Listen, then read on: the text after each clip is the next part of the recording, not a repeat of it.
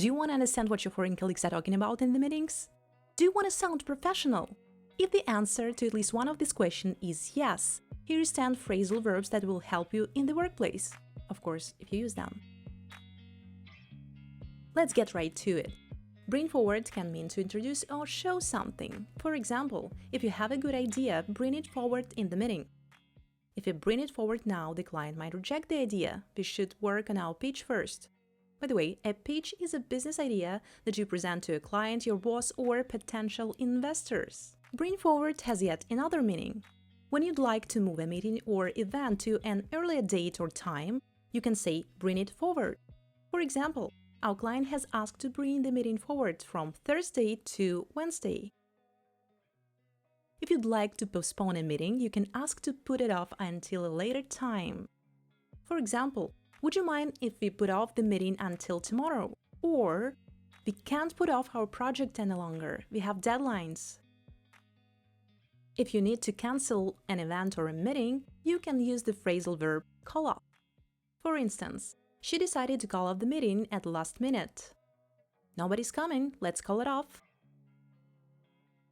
When in the workplace you are presented with a number of different options for projects, you need to think carefully about the strengths and weaknesses, pros and cons of each option, and then decide what the best option would be. Use the phrasal verb weigh up to say that you have to consider these options. Take a look at these examples. I need time to weigh up my options. We need to weigh up the benefits and potential pitfalls of the project. By the way, a pitfall is a hidden danger or difficulty. You may have an idea for a new project or a client. However, before you do anything, you'd better run it by your colleague's boss or client to discuss it for their opinion. For example, please run it by my team. They've done this type of project before and can let you know if it's a good idea. Or, I'll have to run the proposal by my boss first to make sure he's on board with it. By the way, to be on board with something is to be in an agreement with it or to be ready or willing to participate. To carry out something is to do or complete a job or activity, especially that you have said you would do or that you have been told to do. You can carry out some work, a plan, an assignment. Let's take a look at these examples. Only a senior engineer can carry out such work.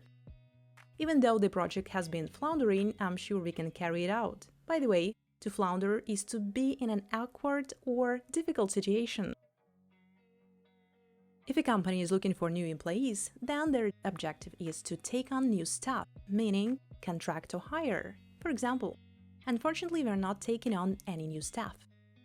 It can also mean to accept work or responsibility, as in to take on a new project. For instance, his boss wants him to take on a new project. She can't take on any new clients, she's completely booked up. If a hotel, restaurant, theater, or transport service is booked up, it has no rooms, tables, or tickets available for a time or date. The inn is booked up. We have to look for another hotel. By the way, inn is a small hotel, usually with a restaurant. Here is another meaning. If someone is booked up, they have made so many arrangements that they have no more time to do things. For example, we're not taking on any new projects. We're booked up for weeks. Come up can be used when something unexpected happened. For instance, if you need to cancel a meeting at the last minute, you can say, I can't make it to the meeting, something came up. Meaning, I can't attend the meeting because something happened. Or, we'll have to put off the project, something's come up. Look forward to means to be excited about some event in the future. Pay attention, this phrase is followed by verb ing. For example, we look forward to building worldwide partnership and cooperation. It is also common to end an email or letter with the phrase I look forward to hearing from you. This is a formal way of expressing interest in the recipient's response. It's only 10 phrasal verbs to your vocabulary. If you want to learn more of them, watch this video or use the link in the description below. Now let's wrap it up. You're always welcome to leave your feedback, or you could write some example sentences with the phrasal verbs that you like the most. Thank you for watching. Have an enjoyable day.